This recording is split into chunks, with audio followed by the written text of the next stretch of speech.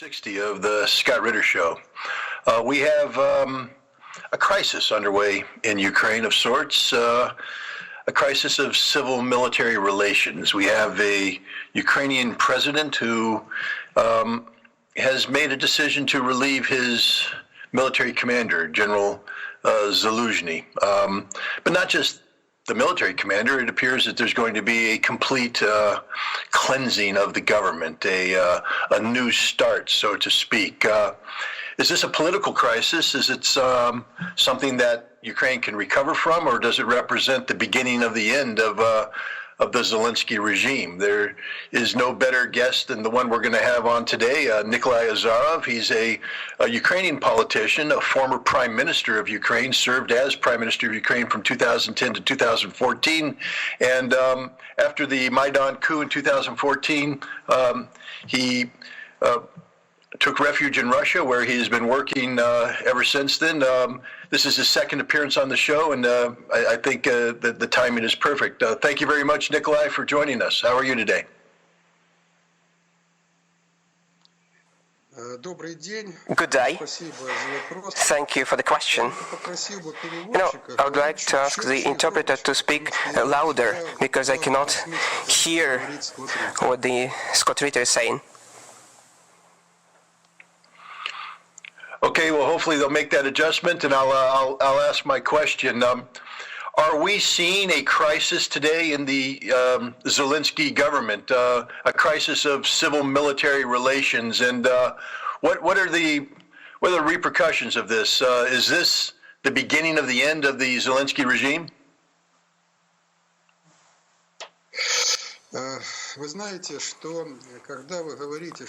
When you're saying that the President Zelensky has made a decision, it's not the exact wording. In my understanding, he can make decision when he signs and declares his decree.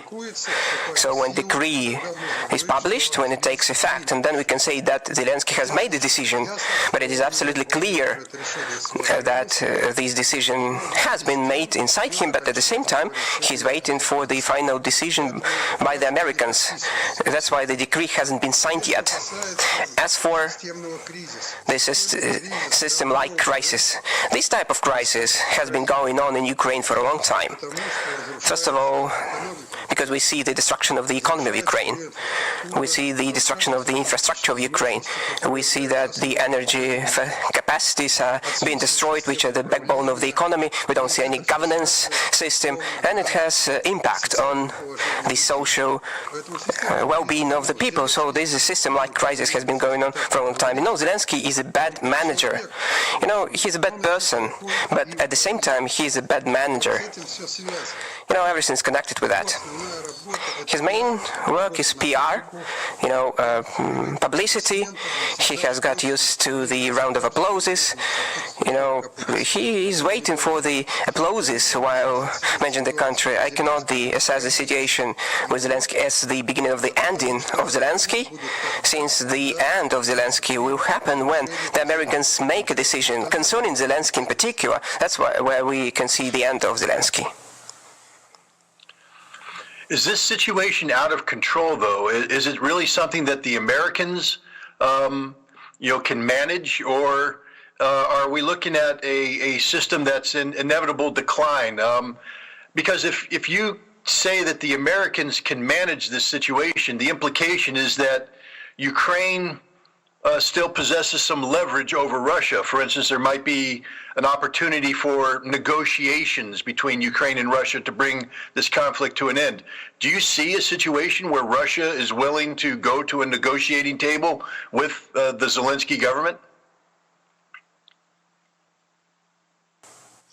Zelensky is not capable of holding negotiations with Russia because he is not an independent person. His signature doesn't cost a dime. The real person behind is America. That's why to hold negotiations on peace treaty between Russia and Ukraine can be done only by Americans, a new administration or the former administration. But only the Americans and Russia should hold negotiations. These are two parties to the negotiation process. All other parties such as England, France, Germany, are not the subject and they're not entities. They don't determine anything, and let alone Zelensky. 75% of the Ukrainian budget is financed by the Americans and the European Union. 75%. I would like to highlight that. So the budget deficit accounts for more than 20%. That's why the Americans are the total guy in charge in this situation. Right now, we see a situation where the United States is unable to pass a Ukrainian aid bill that's worth $64 billion. The European Union has agreed to provide Ukraine with over 50 billion euros spread out over the course of 3 years. Is this a lifeline for Ukraine? Will this 50 plus billion euros save the Ukrainian economy, or is the Ukrainian economy beyond saving at this juncture? In this particular case, we're not talking about the saving of the economy. Nobody asks questions. Nobody poses a question like that in the European Union. There are 2 points. This is the financing military spending and the financing budget spendings aimed at military purposes. This is the purchase of the ammunition, shells, weaponry systems, so on and so forth. These are 2 items which are financed by the European Union. Talking about the volume, 12.5 billion euro per year means 1 billion euros per month. The Minister of Finance of Ukraine, Marchenko, says that there is a monthly deficit amounting to 5 billion. I don't know how he counts. We don't have even a budget over 60 billion. He gives a figure for the Western creditors to look at this figure. Not 5 billion per month. 4 billion per month deficit is the exact figure. Out of these 4 billion per month, European Union covers only 1 billion, and all the rest is expected from Biden. So Biden has allocated around 60 billion, taking into account that the considerable amount of money is going to stay in the US to finance and purchase ammunition and shells, weapons, and around 16 billion is going to finance the budget deficit, which is not enough at the same time. So the Kyiv regime is going to increase the utilities tariffs. I believe that there's going to be a rise in taxes to breach around 1 billion of dollars per month, which will be in the form of the deficit. I believe that the Senate and the Representatives House will pass a law at the end of the day to a particular extent, but a particular sum of money will be allocated and aided to Ukraine. The description you're laying out is quite stark. It doesn't show a government that's functioning. It shows a government that's barely surviving. But let's not talk about the government for a second. Let's talk about the Ukrainian people. What happens when pensions can't be paid, when basic social services can't be funded, infrastructure crumbles, healthcare dissipates? How much more can the Ukrainian people take?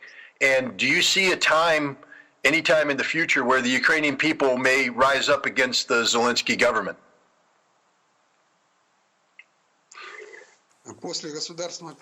After coup d'etat in 2014 in Ukraine, we saw the Nazi regime. There was a very strong system of punishment. All the opposition political parties were eliminated. For instance, the biggest, the Party of the Regions, which had around 1.5 million members, was destroyed. The headquarters were destroyed in every city. Physically, all the activists were eliminated. Most people had to flee Ukraine.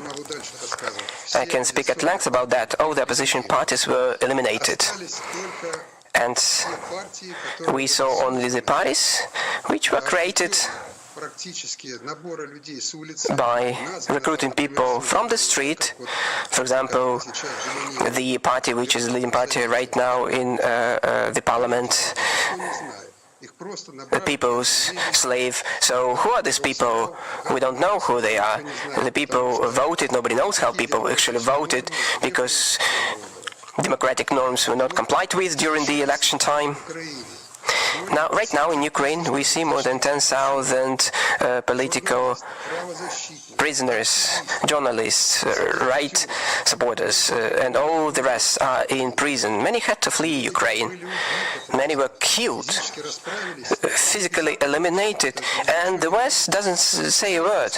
You know, the last award by the European Union, the last decision was made under the condition that they were ready to provide 50 billion euros for 4 years, but on the condition that the Ukrainian regime would comply with the democratic values, provide for the freedom of speech, human rights, and so forth.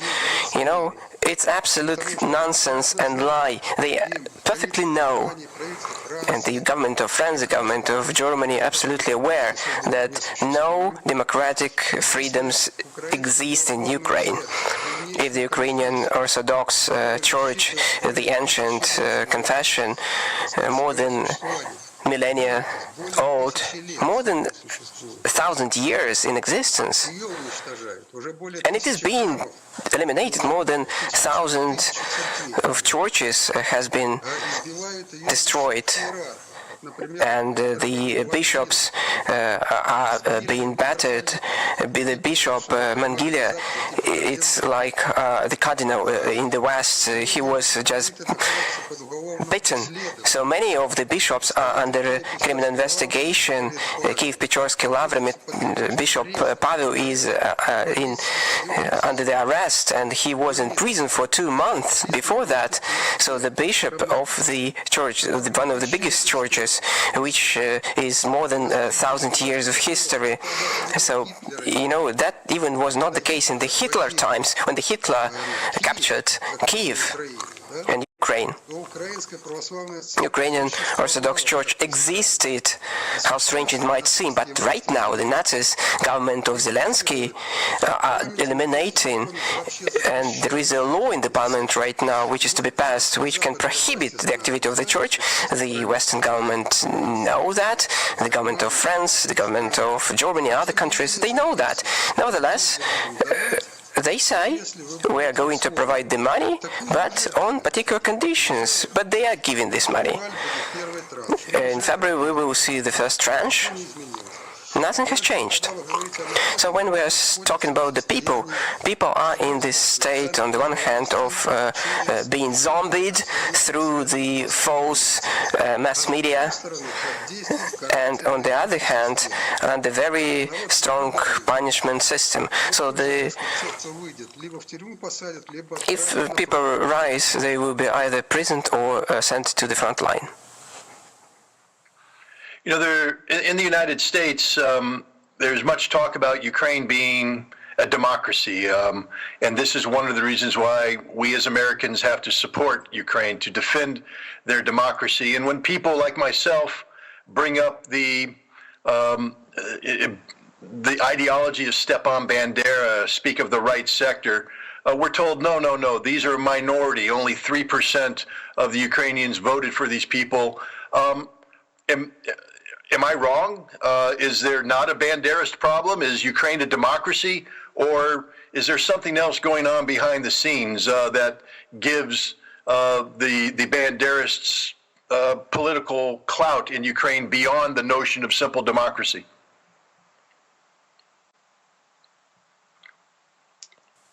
You know, it's absolutely false idea of what regime right now we see in power in Ukraine. It is characterized by 3 words. It's violence, deceit and corruption. We cannot even speak about democracy at all. Right now, Zelensky has cancelled the election. So on the 31st of March, there is a 5 years tenure over, and he is to conduct the election. But referring to the war, alleged war, he has cancelled the election. So there is a question: has he declared war?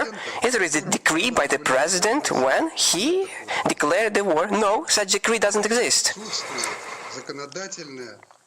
In Ukraine, there is no legal wording of the war. It doesn't exist. Why did he do that? Because when the war is declared, it prohibits, for example, the International Monetary Fund to finance this country, which is in the state of war. It puts an obstacle to loans by international financial organizations and a number of other obstacles. That's why Zelensky doesn't declare war. So the war doesn't exist. If there is no war declaration, so the martial law cannot be declared. So why this martial law is declared? The war hasn't been declared. So the war exists, in fact, but there is no decree of war declared. If it is not the case, you need to restore all the laws and all the democratic norms in the constitution. But the constitution is not complied with. The election is not going to be held after the 31st of March. He is going to be a legitimate president. That's what should be understood by the Western governments. So they are going to have they're going to see the self-poster, the person who is going to go against the constitution. What kind of democracy can we talk about if in the parliament of the Ukraine we don't see a single representative of the opposition parties? We don't see a single person of the opposition. So what kind of democracy are we talking about? There is no real democracy at all. Main human rights are violated. Nobody can leave the country. We're talking about the male from 18 to 60 years old. They cannot leave the country. They cannot change the location of their residency without the military approval. What kind of democracy are we talking about? I cannot even hear this word, talking about the Kiev regime. Zelensky, to my deepest regrets, is just a person by accident at the post of the president. He doesn't know the constitution. He doesn't know the main rights of the human. He doesn't know the values and meanings which are enshrined in the Copenhagen Accords. And he is saying that he is ready to enter the EU. I don't want to elaborate on that. It's absolutely nonsense. Let's return briefly to the issue of civil-military relations. In a democracy, the civilian leadership is the absolute authority, that the military is subservient to civilian leadership. And while you have rightly pointed out that Zelensky has not signed a decree, the rumors are that he has confronted Zaluzhny with the necessity of resigning, and Zaluzhny has refused. Is this normal in a democracy where a military commander can defy the orders of a civilian leader? And what does it say about the state of play in Ukraine today, that the military is seen as a challenge to the civilian leadership?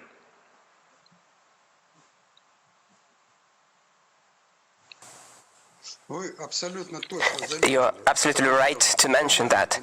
In a normal democratic society where the norms of their constitutions are complied with, such a phenomenon when the refusal of any official, starting with the prime minister, the commander, just to follow the decree of the president, is the criminal act.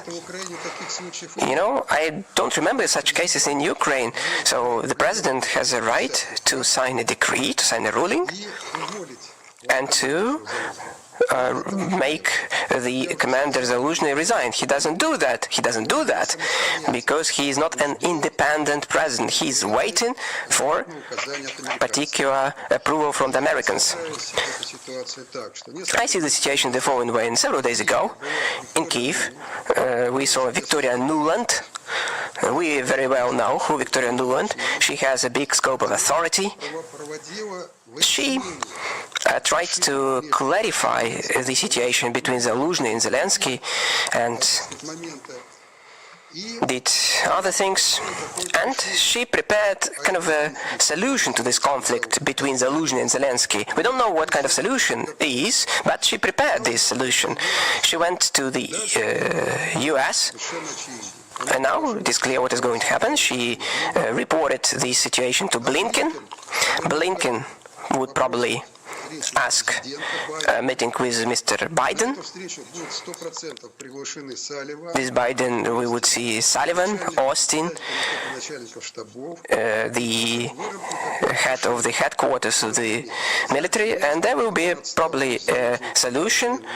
So, for example, Zelensky shouldn't do that and let Zaluzhny stay be the commander, military commander, before the war ends. The second option, Zelensky will continue to interact with Zaluzhny, no decree is signed. So this second option, to agree with Zelensky and to give him an opportunity to resign Zaluzhny, at the same time to fire Zaluzhny, at the same time to agree on a new commander candidate. You know, Zaluzhny wasn't there by accident. He was proposed by the Americans. He knew him well. That's why he took the position of the commander general. And Zelensky couldn't decide on appointing.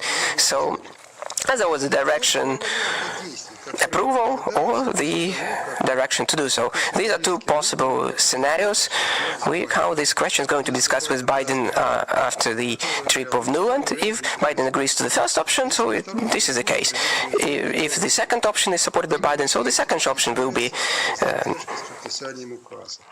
in place. That's why we see these delays in signing decree. Well, thank you for that. Just a quick follow-up question. Hypothetically speaking, if there were to be an election in Ukraine in March, who would win, Zelensky or Zaluzhny, in your opinion? You know, from my point of view, Zaluzhny would win the election because we see this same situation which happened in 2019 when two candidates fought against each other, Poroshenko and Zelensky. Poroshenko was hated by the people that he was just supported by around 20% of the people. And Zelensky at that period of time got around 76% of all the votes. Nobody knew Zelensky. At the same time, you know, compared with the negative background of Poroshenko, Zelensky was portrayed and positioned himself as a new person who would have peace. That's why people supported him. I'm not idealizing the situation.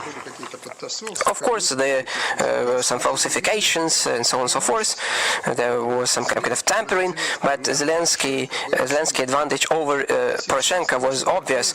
Right now, the same advantage of Zaluzhny over Zelensky can be seen, but it doesn't mean that Zaluzhny is better than Zelensky. You know, at the background of Zelensky, at the background of the corruption, violence, non-compliance with the interests of the people, Zaluzhny can be seen as a better candidate.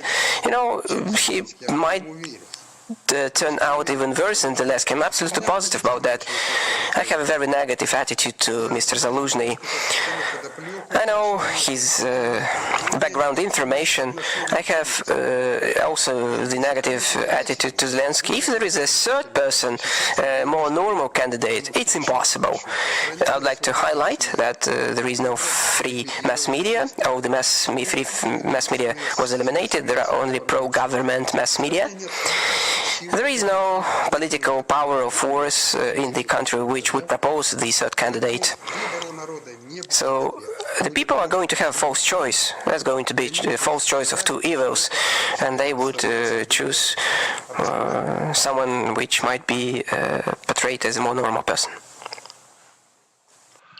Well, all I can say is that when I see photographs of General Zaluzhny and I notice the portrait of Stepan Bandera behind him, it speaks volumes to me about the character of the man. But let's talk about Bandera for a second in the perspective of the Russians of Ukraine, the Russian-speaking people, ethnic Russians, Orthodox people.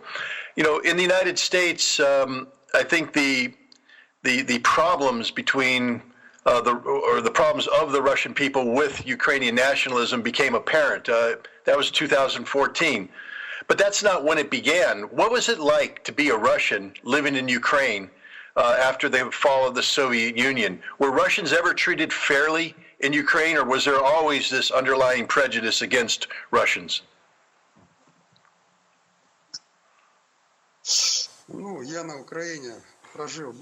I lived in Ukraine more than 30 years. I'm a Russian. I was born to Russia, but before 2005, I never saw any bias towards Russians. You know, first, Russian language was the main language of communication in Ukraine. The national language by the law was Ukrainian, but the communication language was Russian, and 90% of the people spoke Russian, actually. But then we see the Orange Revolution in 2004 and 2005, the first Maidan. We saw the nationalist Yushchenko taking the power. Yushchenko was appointed by the Americans. That was absolutely true. They prepared this coup d'etat. Why do we call it coup d'etat? Of course, there was election, but at the election 2004, Yanukovych won. He won not by far, around 2.5% difference, but he won the election, as no other investigations demonstrated any falsifications and tampering. But there was a typical color revolution where the backbone was that there was a falsification and tampering during the election time, when Yushchenko won, took the power, and Yanukovych lost. Then there was a real coup d'etat. The Americans were mastering that situation. Yushchenko took the power, and the first position he took, he wanted to appoint to the main positions mostly nationalistic officials. He came to Donbass, for instance, and during his address, he said that, you know, you're all the people of the second tier, you cannot speak our national mova, Ukrainian language, and I'm not going to talk to you unless you speak Ukrainian. And, you know, the appointed Prime Minister Tymoshenko, so-called Prime Minister Tymoshenko, spoke in 2005, and she said that Donbass should be fenced and people should be changed. She was not a nationalist.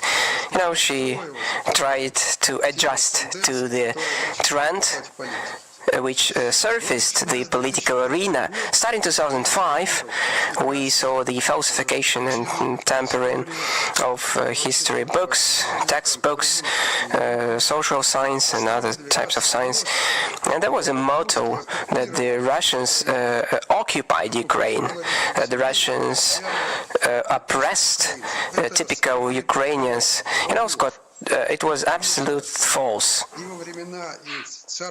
During the Tsar Empire, Russian Empire times, Ukrainians had the highest senior positions in the Russian. The Chancellor Bezborodko, this is the position of the Prime Minister of the Russian Empire. Chancellor Bezborodko, he was Ukrainian. Razumovsky, you know, Paskevich, Commander-in-Chief of the Russian Army. You know, I can give you dozens of different examples saying that discriminations against Ukrainians didn't exist.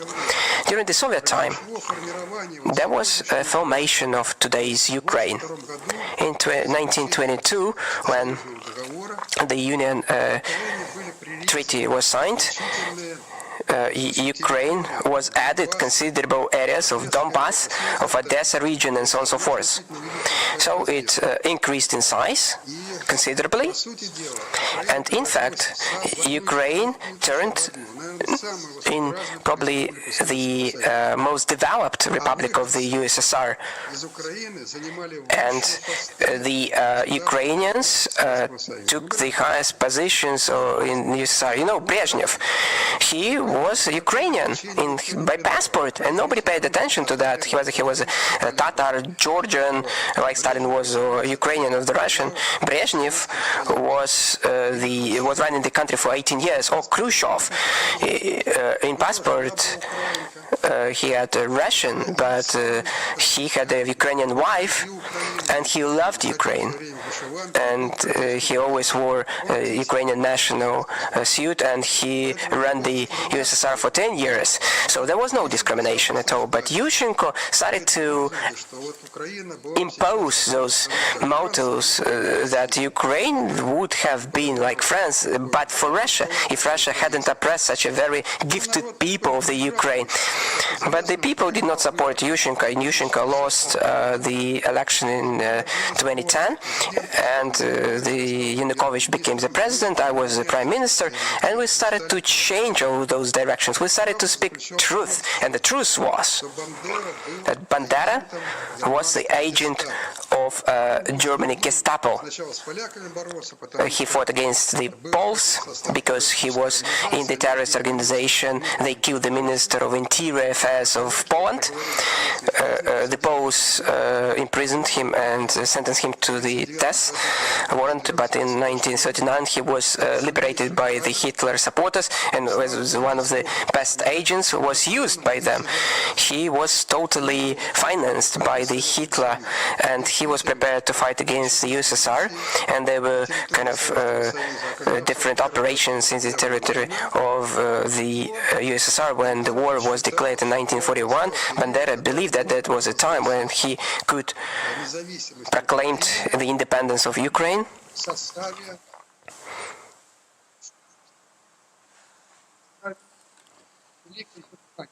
Unfortunately, there are some technical issues with the sound. In Lviv, they proclaimed Ukrainian state, which was a part of the Greater Germany. But of course, Hitler didn't need an independent Ukraine. That's why he ordered to internate all the officials. And Bandera was imprisoned in special concentration camp. He has a privileged unit.